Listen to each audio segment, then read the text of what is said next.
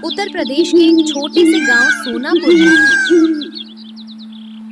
महेंद्र नाम का एक गरीब आदमी रहता था। उसके पास न बड़ी जमीन थी, न दुकान, न कोई बड़ा कारोबार। उसकी जिंदगी का सहारा बस 4 गायें, एक छोटा सा टूटा हुआ डेयरी शेड और गांव में दूध बेचने का छोटा काम था। उसी से उसके घर का चूल्हा जलता था। महेंद्र की सुबह सूरज निकलने से पहले ही शुरू हो जाती थी। वो अंधेरे में ही उठ जाता, हाथ मुंह धोकर चुपचाप गायों के पास चला जाता। चलो मेरी लक्ष्मी, आज थोड़ा ज्यादा दूध देना, घर चलाना है।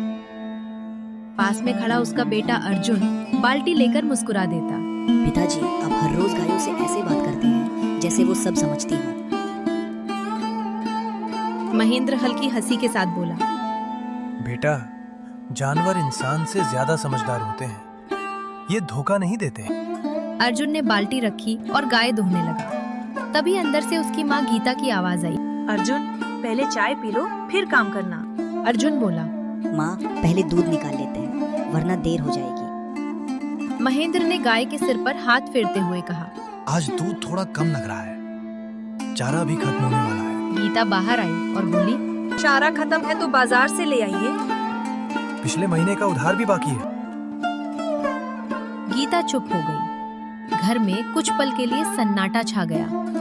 गांव में एक बड़ा साहूकार था, भैरव चौधरी। उसका काम था गरीब लोगों को कर्ज देना और फिर उनकी छोटी छोटी चीजें छीन लेना। महेंद्र ने भी उससे 80,000 रुपए का कर्ज लिया था ताकि गाय खरीद सके और डेयरी शुरू कर सके। लेकिन ब्याज इतना बढ़ गया था कि अब कर्ज 1,30,000 हो चुका था। महेंद्र रोज सोचता था कि कैसे चुकाएं। तभी दूर से मोटरसाइकिल की आवाज आई। लगता है भैरव चौधरी आ गया। गीता डरते हुए बोली। मोटरसाइकिल आकर डेयरी के सामने रुकी। भैरव चौधरी उतरकर बोला, राम राम महेंद्र। महेंद्र ने हाथ जोड़ लिए। राम राम चौधरी जी।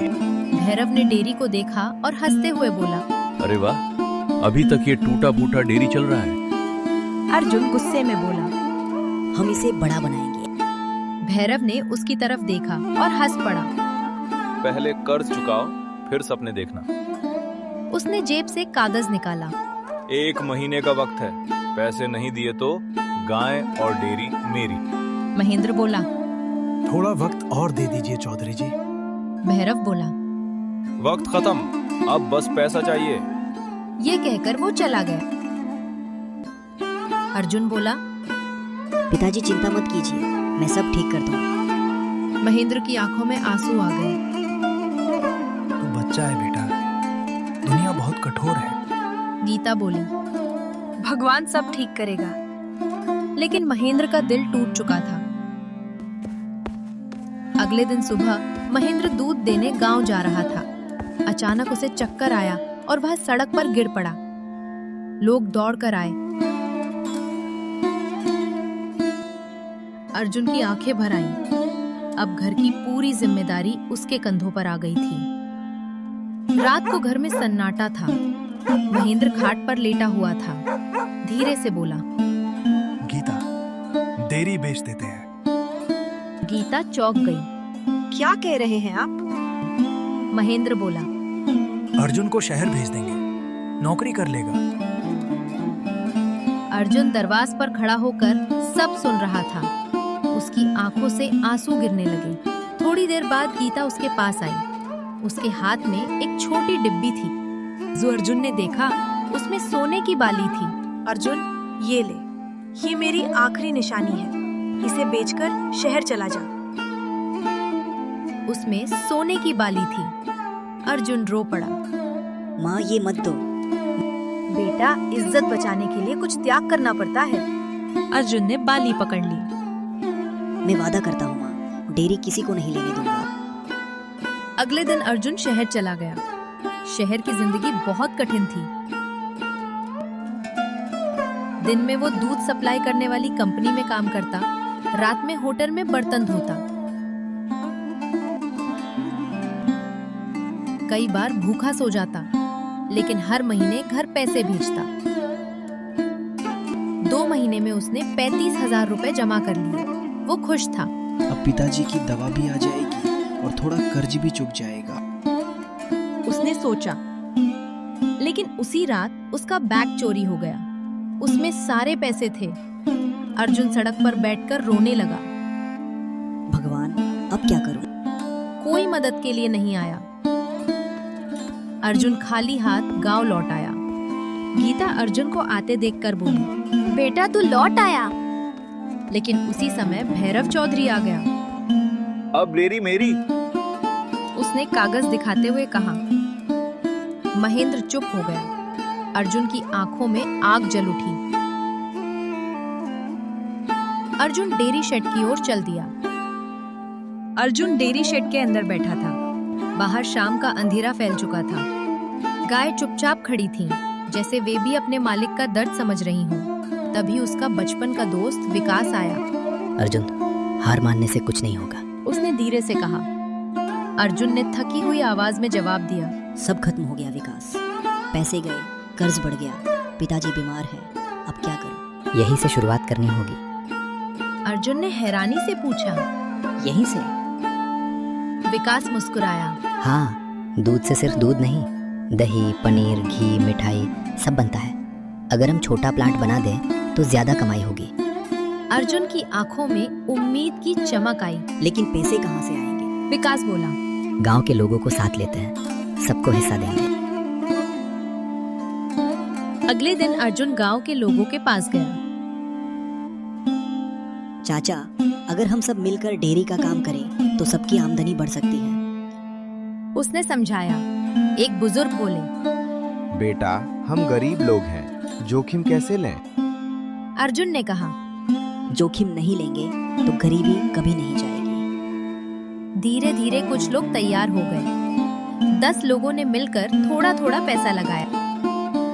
छोटा सा दही और पनीर बनाने का काम शुरू हो गया। महेंद्र खाट पर बैठकर ये सब देख रहा था। उसकी आंखों में गर्व था। मेरा बेटा हार नहीं माना। उसने गीता से कहा। कुछ ही दिनों में गांव का पनीर और दही शहर में बिकने लगा। लोग कहने लगे, सोनापुर डेयरी का सामान शुद्ध होता है। कमाई बढ़ने लगी। भैरव चौधरी ये सब देख रहा था। उसे जलन होने लगी। अगर ये डेयरी चल गई तो मेरा कर्ज कैसे वसूलेगा? एक रात उसने अपने आदमी भेज दिए। उन्होंने डेयरी में मिलावट कर दी और अफवाह फैला दी। सोनापुर डेयरी का दूध खराब है। अगले दिन शहर के दुकानदारों ने सामान लेने से मना कर दिया। अर्जुन परेशान हो गया। विकास बोला, सच सामने लाना होगा। अर्जुन शहर गया और लैब में दूध की जांच करवाई। रिपोर्ट साफ आई, दूध शुद्ध था। वो रिपोर्ट लेकर दुकानदारों के पास गया। देखिए, ये रिपोर्ट है, हमारा दूध शुद्ध है। लोगों को सच्चाई पता चल गई। फिर से ऑर्डर मिलने लगे। एक दिन अर्जुन को पता चला कि मिलावट भैरव चौधरी ने करवाई थी। धीरे धीरे डेयरी का काम बड़ा होने लगा। शहर की एक बड़ी कंपनी ने अर्जुन से संपर्क किया। हम आपके साथ पार्टनरशिप करना चाहते हैं। सच? आपका दूध और पनीर बहुत शुद्ध है। अर्जुन की आंखों में आंसू आ गए। कुछ महीनों बाद सोनापुर डेयरी एक छोटी कंपनी बन गई। गांव के 40 लोग वहां काम करने लगे। महेंद्र अब ठीक हो चुका था। एक दिन अर्जुन ने भैरव चौधरी को बुलाया। अर्जुन ने पैसे का बैग उसके सामने रख दिया। ये आपका पूरा कर्ज है। भैरव हैरान रह गया। तुम जीत गए अर्जुन। नहीं चौधरी जी, जीत मेहनत की हुई है। गीता की आंखों से आंसू बहने लगे। अर्जुन ने माँ के हाथ में नई सोने की बाली दिया। आपकी बाली ने हमारी इज्जत बचाई थी। ये नई बाली मेरी तरफ से। बेटा, तुमने मेरा सपना पूरा कर दिया। सोनापुर गांव अब बदल चुका था। हर घर में काम था, हर चेहरे पर मुस्कान थी और डेयरी के बाहर एक बोर्ड लगा था, माँ की बाली और बेटे की जिद, सोनापुर डेयरी। मेहनत, ईमानदारी और माँ बाप का आशीर्वाद हो तो गरीब इंसान भी बड़ा सपना पूरा कर सकता है। हार मानना सबसे बड़ी हार है और जिद ही सफलता की पहली सीढ़ी है।